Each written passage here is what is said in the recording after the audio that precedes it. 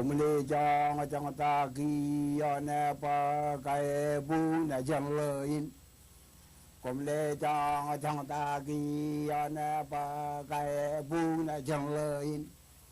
chỉ nghĩ ta lê mà người ta là tôi và tôi chỉ nghĩ tôi là người ta bây giờ là có chỉ ra mi pi mà cả bây giờ là người nghe mình nan có rồi nan guru cho tôi nan có rồi cho ta có abung do anama karra tabba dai dole jiyadiliye ayini ni jibli tuwa komalan lala to kala pendre kagari nim jabiu tagi nim kado jaran ni komala guru jila komru jimran ran ye nan me ran ge gilo ini ran gai wa ini binnin dana amala la biro binnin jiga jaga jagi janawan jiga jaga jagi ini gejala itu mur mani ni matang lagada malangir gole jibui togi jibui mani rai diliye lagai diliye ole agam kala jale iligi jale no to mel jana magar tigi majala bungi lino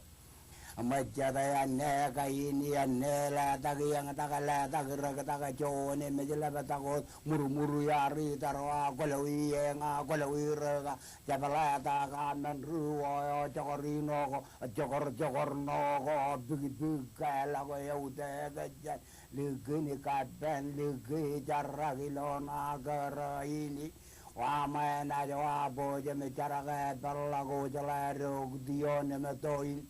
eli baton la kawaja iri lama tiga cini kali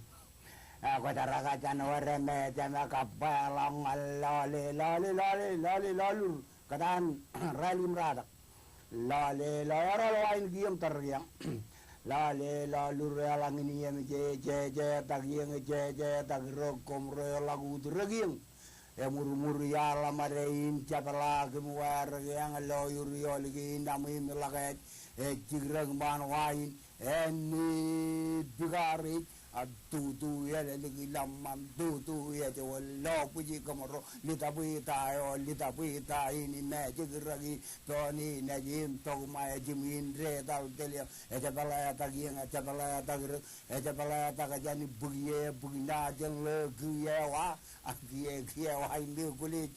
ejawa tagu diar tak bujin nang le bukan colok ikan ne jo tu le kulit bilai ni ngoelal gajo ni beri kai ya ko komodum jet virtual nalele program yon meja to jan laure to meja to in kiye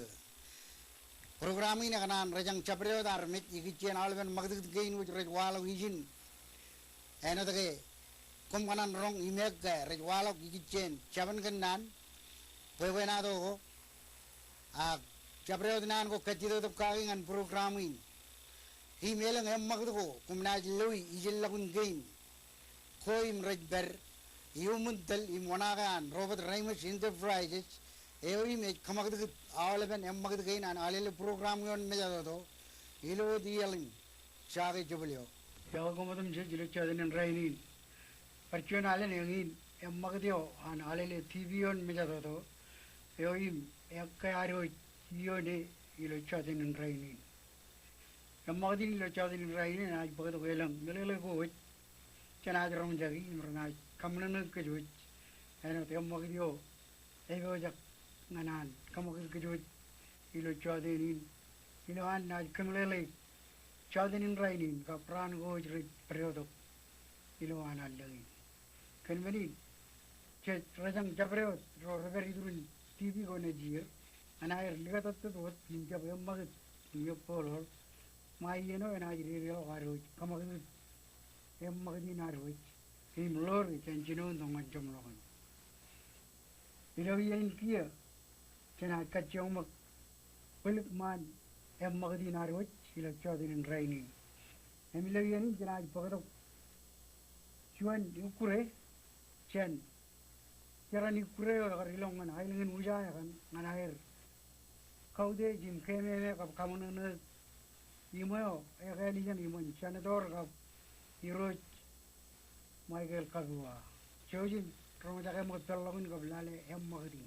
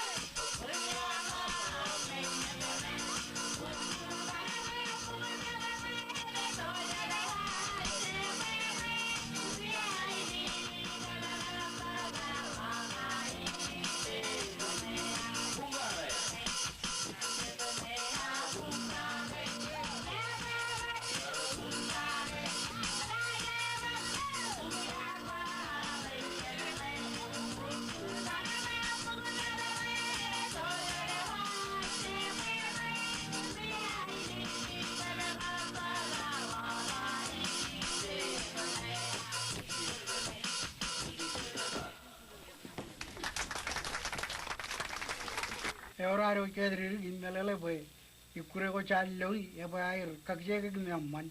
Can many in Jamin Perot, that an ad. Kubala with bear, you are forgetting him nan in Camorola. And Kure rain, can you Kure Manmongo? Challo, ilo Magdio, Agladra of Motata ilo Magdi. Alavada is Camolo, Liro, Michael Kabua, Kengar. All even plain good of Karakan, Ikichen, Emogdo Island, Island in Ujayabane.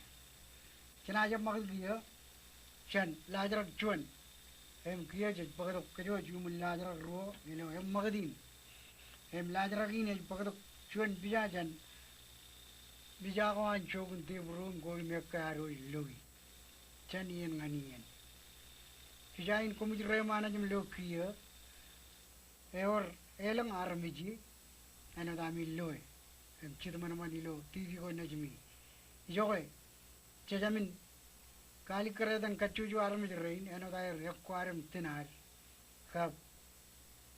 Kavatiana, Pijana, or command Chontojin Rally the Pui, Radam Junul Chilu, a mother of Chugujuma. Your Kia Janaj, Pagatot, Lamarana, and Rabum. Emra Kajuda Island in Liget, Penga Perum Chuan, Island in Manbun and Raining. Lamara Richie region Iman, Yon Chagane, Preveller and a row.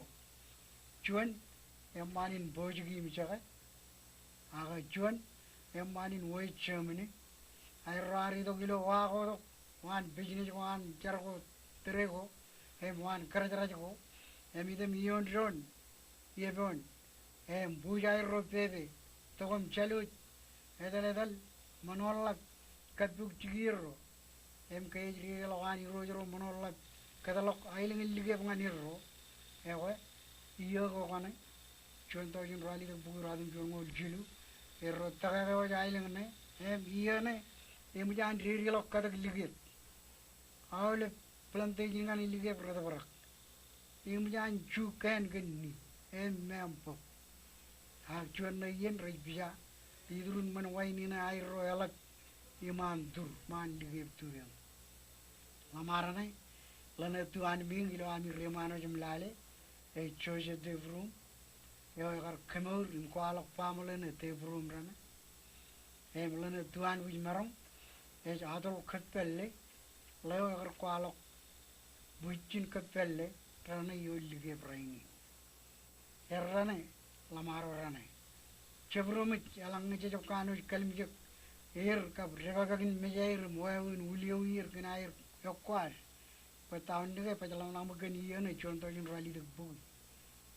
ken kadelin bijana ka man bijana an chogun de buru mene jiwi jamani raini innan janai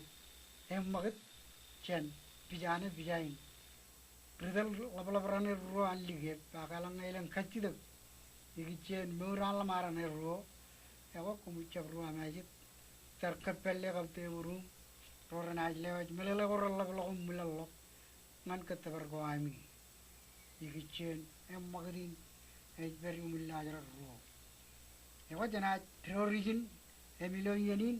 jana magad cha yumunot lajaragin pagadok chat rukure chan ailangin shuk manai rukure ngan kajkiya chojum lalema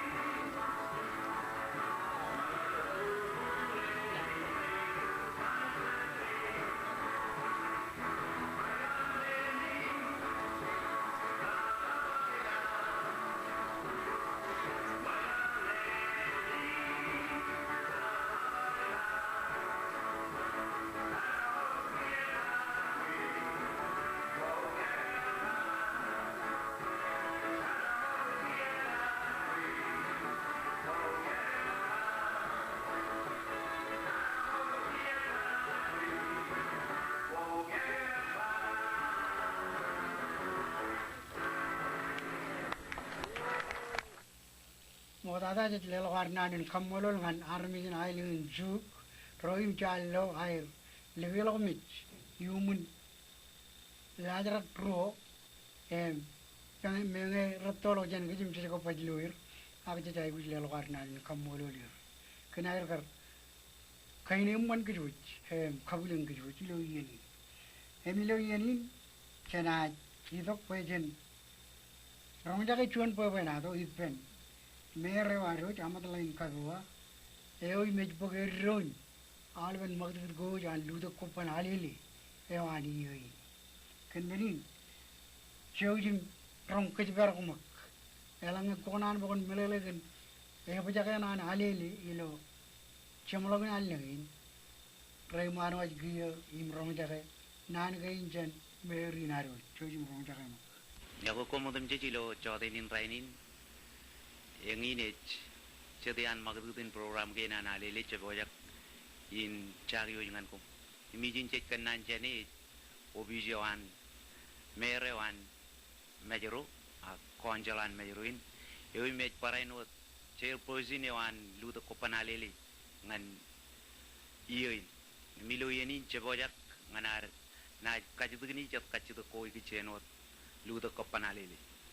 im moda jana na jon malakot im nach kwalok kajuduni kachudu kain ya ko boji nganamro chi jet im kamau ka gi lo chodinin inach lelo moda yenin nganan ngan an kwalok elang echen e origin e kanan pa moda janamro chino yen kamau inamro komol ngene mola ina ya leben armiin majal la pada armiin majro roim I chije de lo dair lo konjalo air lo majroin raile benin alban udej purwo bo imaron pokona ilo program in Alele I pendegauren ro ngene bo gap tebet anair pokoj chet melele ko lo an wigi ni malangi ni chet kamane dudo kopanalele an majalin echalo menen elabi nan pilot terrain je laguno laganan kamolol kile wa do boy local government an majoron bokonan ilo ludo kopan alele nan yoin imbinan kile secretary Carmen Picklergan kachi de gan bo komin maron ko badok imchibang lo program ke nan ludo kopan alele raino dinan kile im kamolol podan alele ganer praino gar errebe ilo pebin bangain maron pokona eno chon chairperson ilo ludo kopanale le programming ergeino men ke nan kwalo lo terrain ngin bange ilo arwan mala ko ngin menen gadde yang ne kon chojin bar pado bin paido programming aro ilelo kanan kamolol ngan mayor kap chairperson amadalain kalbuaken melelawana kia kumrone jidok kia ngana chino kajidu ini kan kajidu kain ya kebutok anaroj pugmelele ikucer kajidu go mogdada energi lamane jengin ta aur hilu do kopanalele ta aur gandu do kopanalele eno dar melele chen contoh yang rada men pugui radi do ngole mene elang ejmoya kani kalmalogen cabin no ar kamane chuanan nanin kayang kay ejay gu wor chuan yeneo ak chuan raneo armeyin manyer jay gu kacheung parredi dak kile chugu pergainan rmajal chenba en wor chuan raneo mere jay gu kagay mejem kaude manten majal kap kajine an rmajal ilo aleng no go jodum je yen no la mi gen ke me me chegin kamane ludo kopanale le ni do o aleng no go jodum je ten 84 matak kanan wi gan elik ta na ilo go e rano e wi go en me aleven program go roi kamani yomun alele gap chebien lo chaban lora manar ipendron gan manet mga ko kyan remajal im chabrot kay nek tu du gome ak magad gud gome rech kaude em kage me em kache on rajang ke kayo rumanya che jay wich kaur mane de war em kajine war ima ole men go punin ima majan ilo ailen kainar im rech ailen manyo em chen kayangin engin agar walok program du do ko panalele nganar kage me meji pendron ak idogu pendron em kamani activity go ak magad go me ranek rajang chujugum pergin awle video majalin ela tada ilo mejeroin joy me santoro an capital an island kainim chilo edukun labar wana manglagulo mengo yigichen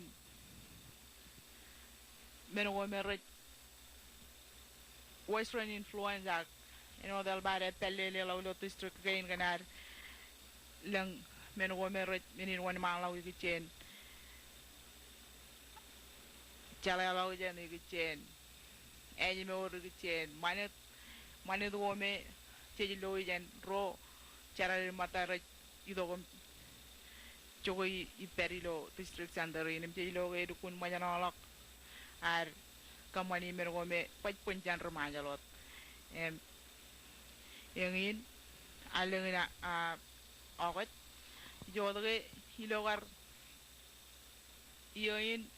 yoda kanage e bar wortu onane du jala kagena rugode a do ko panalele em rojang lokar cabinet kayango em wodolok chen ogo yo dem je ngan cebam pa alengin cebam pa em kan ga ya rumu ciruk an a form kar kami diwar ak podo kar podo analili ngara kamani kayang air ngara organizing kamana kami di working yang incagar lamlabat chen etalo dem enol ga kar lor kageno ane du jala re no uda ko panale le jano ogo jangan ceptam pa rung rali do ran e mo yigi rano in nge charbal mai ana dukun kamane program ko en yamu du ko panale le ke kamane ngan ceptam pa e meno amar pa ta awro ga du ko panale le ngin ngan kagay me jem kawde manten majal em je kamane ale biyo em je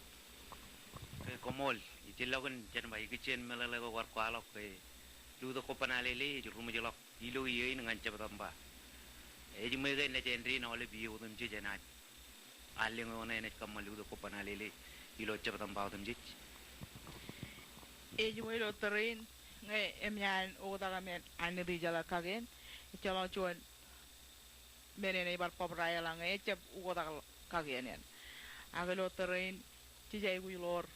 kieneo chende do jala war e mengi ne chap tampa awle iyo rung rali do ran komol gi ka chita gin kain karo e jiwech ken yigichen magad gwan ludo ko panalele ko marong ke kamlele charagin wita magad kain imrane kamani lo ludo ko panalele nan iyoin okay or kami di gome rar form rar ejak chala perengin bo ale ben kami di gain re ngana er charbale tane program magad go lo andu da ko panale lim idan follow kami di yo modada e yo chen program and promotion program yo ene je jaga lo an program go me re pojen walok cari man awlet e program karrelel promotion chairman an program promotion e abaga anchain jen IOI kami di ne yo ene dukun karak lawan tudo ko panale le nan yoin ime or member ro charbali penabaga Yoran Pai Chairman, is Frederick P. Brum, Member Pedra, Needle, Alfred, kablero yata ma red pello program in promotion kami diyo ini karatoloan dudo ko panalele na niyoin ipen kami di na marwortuan kami diyo me katuk kopan program rin igi chen pajet tinabaydo pajet chairman wan pajet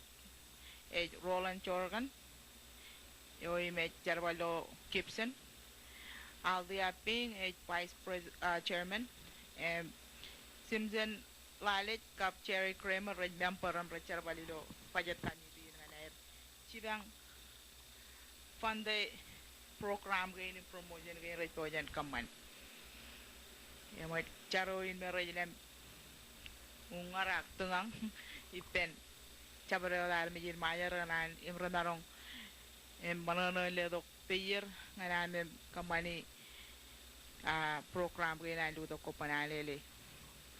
ipen kami di gain roy or barjon kami di yo manage pagaron transportation ayel chairman an kami di ne winchang ridok yo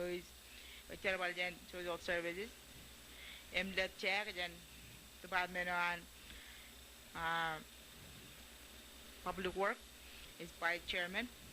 chora electiban chura lang chadagaya gab wall speeder rajawale member in committee in pagaron transportation ilo anu do ko panalele ne or ergain men committee go me rechar balanganan nay kamagulawan program maala magudgo go me awle bermayar ne to yan do ilo rongo rali de ran agui gan ilo konta ilo alengin nganair kamani kargi eme or chede al mago go me mja gari tok igichen ne won ro ro pok konair eme or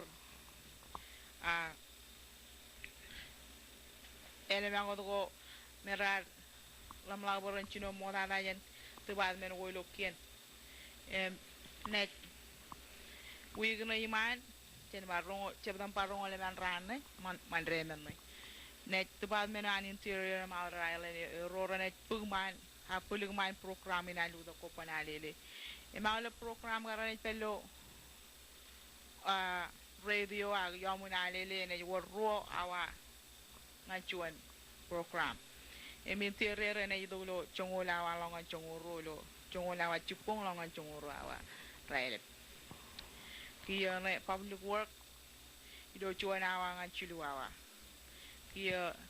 yo Robert Ramers Enterprises and ido chilu longan lalim ele magodot menegay ne changan dukun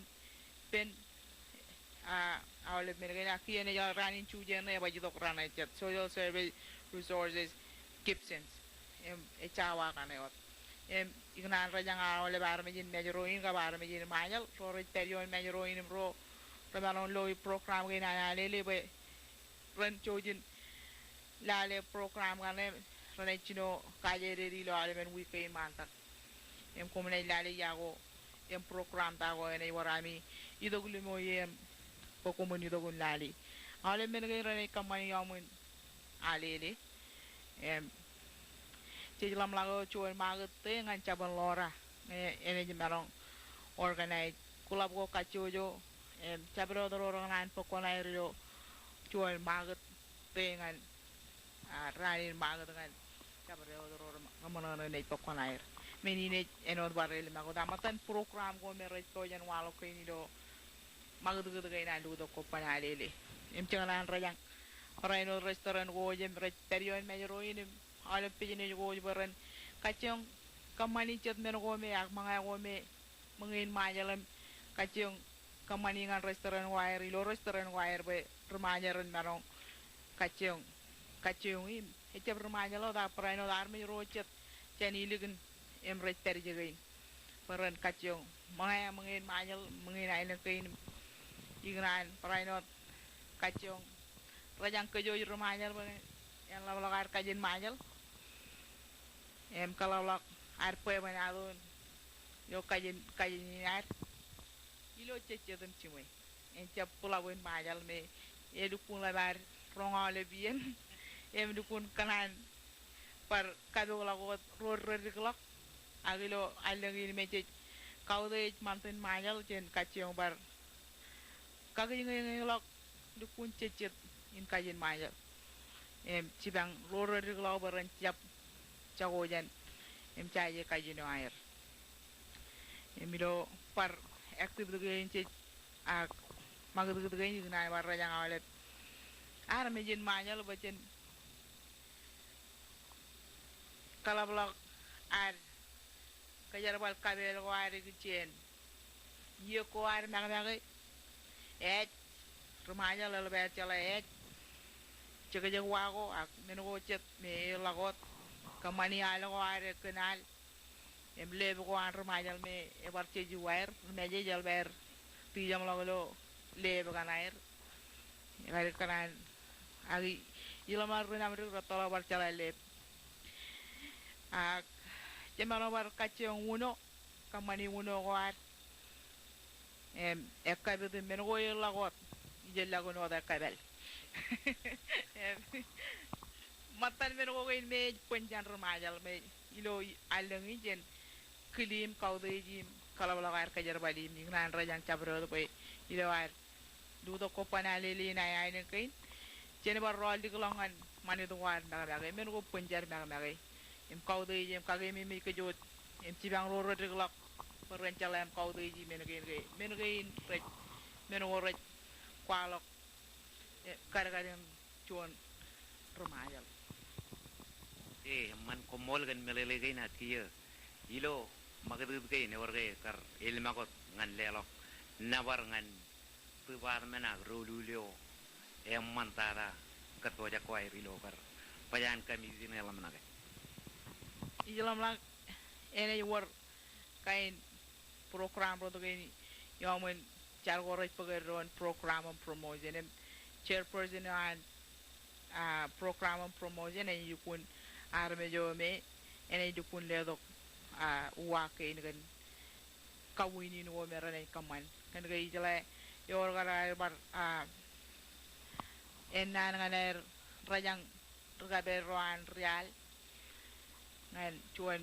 chienal kuminal cabro pano marong pokonan ya ko rar kabalog yeni baran tan register repair baran jalan kaman karalawan programmer boyo yang mantana alam war an kadailo an kamani activity wani do al ilam lak programmer promotion rani war ya kan lam lage menin emi jalage na war cetkain kawini no age ecap peden dukun ngayo in pa ren en embalong ido jan chairman en ngene kemelele giloan program en ngem jan rere lokopan olukuna mol ke na leven melele gen kwalido kim mokoda chanare na kilieni naro nyanot ke ewe melele ko char tu janiuk ako ini war karolo jini nelange yorjeni mi alli gjap chani akekar permit ren marong chalai melele ka omol ngebo yawe ino kajam lawi nan prayer kwalo ko yor ro kawini no wari tada me rana ile longan public chuani an kawini ni gene do yen elaino an remajal kawini no in nge yewina arme rein rana or ro space yen ma space ngan ro arme ni gay ro chiang ro arme ngan domestic flight kan melelein lawano dai lengke or ro ciara ne available do palonian wire ngan arme jo wini nampa ro nampa cuan yor bar cuan ele ma ko ngan kawini nin jancaga cebole klabulo california jen kumi an remanya lo california rar le do konairi lo cuan kawini ni me ngan cuan trip ngan Disneyland round trip tegat ngan Disneyland adale mi tok ergen ro kawini do terine mi era dekar mi nan rajang cabreo to ke menegen rene per ilo lu do kopanale de nim e or tuga do me rene praino do dagam uyagagi tianto bal menan pajat em jen proceed ge rajan chen ge mera manon reisi jan a loy tabragin chen rabol tuga do ge rene di do ngana air charbal em kalawana en chabro magdut ome raj igichen do the kopan halele program in yalam lang men go regain a ejabat a men lo anod wigi no da chen mandre trainin chongole man ran deadline nganan awli bugi kamidi idogom ki palok tali karjan uwa ko jan kachojo businessman maram juro mer maron kaldi dok uwa ko air gichen la da ora dalangan air pojen la da gichen tungang gichen kachida ngaran marong empromonen pokona lo dudo ko panalele ale men gina rane ki waruwa ge do chongole man ran mien chen ge ke men page man la kom kamane program an dudo ko panalele ilo yenin ana kili gran partuanalen ya wa aleben armejin manjal ga primejero kamolol aleben armejin mejero gan aleb ti bankain kami loyi jan kom chen yen ngan yen men wo reglongan men wo ralat me chabale bien kami kwalo lo tv radio kan ga chabale bien kami wor yen nganan chere man angan tage komperitem elaban budai program ko kanalong parko bado lo relevan raini nim rajang ron kan manten majal gan program ina lu da ko panale yo mene chino kamando wigin la dal alu kun ran ko ne pogo jena na idukun lu da ko panale le jabdam parong rali da rando yoin de rajang ko moy ba ngay la ngamien agro re chalo ga rien chojim kaman anami dongan yamuna lele lale torme nyami lale lale alo program go repojan kaman ilo daro timor ilo ar kage memet kaur kaude mani do an remaja komol yaragane alwene nan go chagar changnuari pinito ki bojan rongagi melele gagi chalan project mai ono do enaj ba chelli chanan katabaran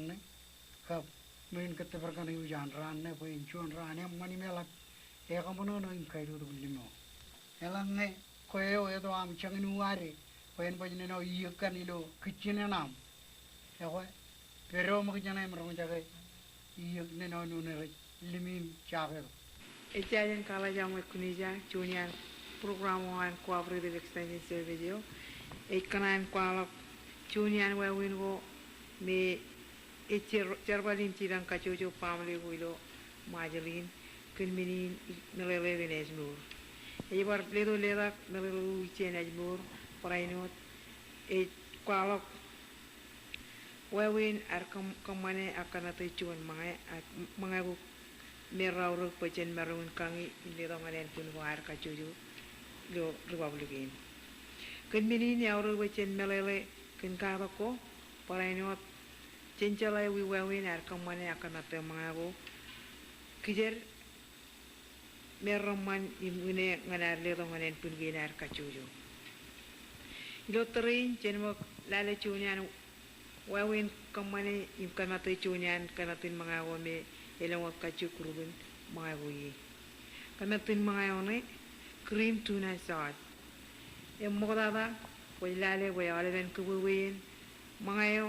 ang mga ko tan kamane rendirilak imperiman meyang ainurin purainut kinchar walago a kinchap chongako ren barperiman meyang lo terene ko tuwa jagan tan kamane yegno ya mga patan kanate kinchar wale yegin jidan kamane akanate ejai bui ben wor ain pat cibunin pugodak cibunin chongako parainot kabun chongako nganam chongowe na chongowe im kamate mga yo wenaman im karewan mga yo ak mga injetan kamane lepoil pilawayamit majorin biluk mit akan yuko ak poen kan yuko dinji bilo terin citan kiya lale ak ardan kamane akan atin mga yo michar po jaro kare inji ba cream tuna sauce klen kamane mogada ko poili lebegin pujinang poili lebegin ko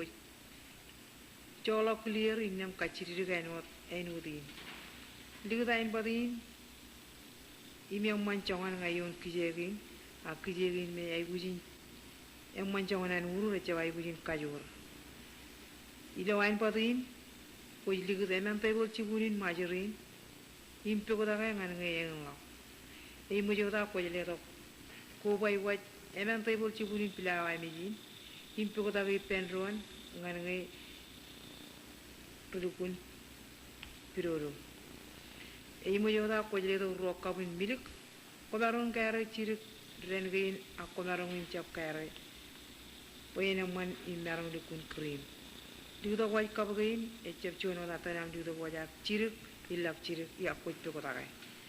In Lamoy quit pocotare, and we could cream up, and what chong in me, pinning me a manchong. A mujino that could go by what 2-9, and 2-9 more than I'm go by what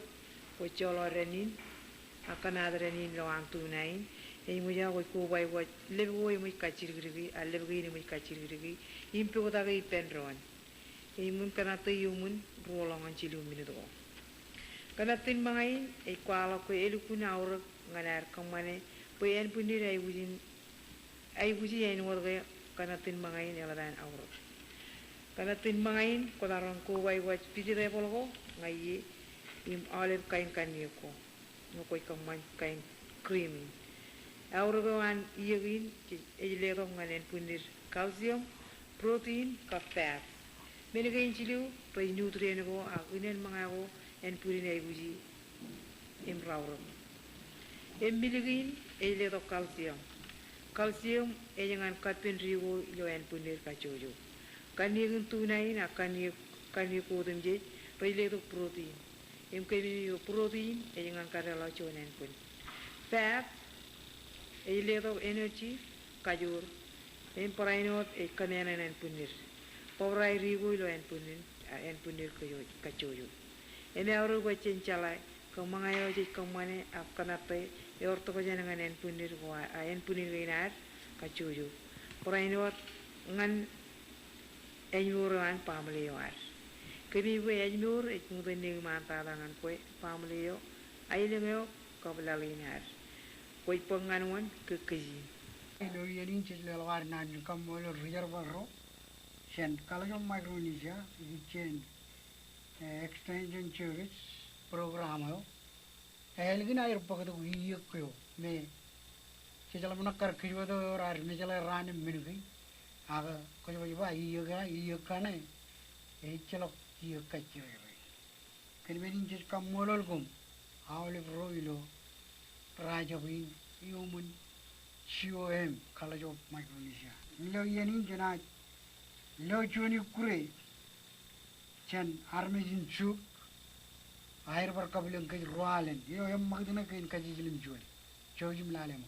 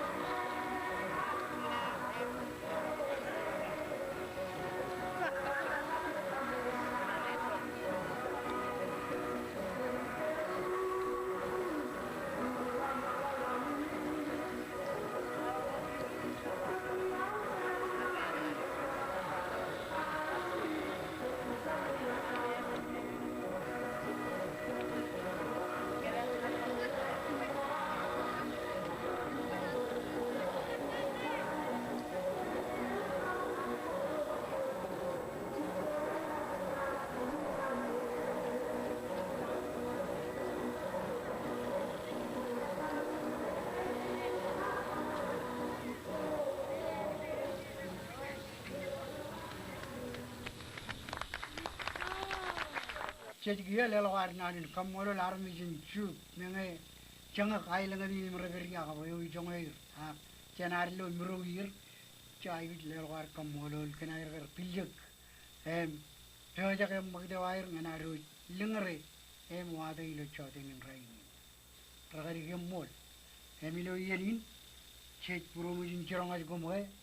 lama lama siang tabar chamlog magde wair yang chote nin rain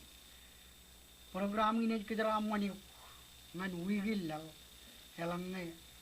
man minudum jit chojum berda wijana pegumbal ligjap agilo yenin jelle logar kamolo ngan chikin ke talagun mere pelgin magdi naro chani ngani jelle longan siwem ka arari shogun dibro memorial dress corporation chabreo di jogo telogir me ka loizin roim rechudak im berberio nan na chage joblio ekkarangan men go pundirum man mayer maybul yawa kamolo ini sino ngarir ak mai wi hillo chen ballu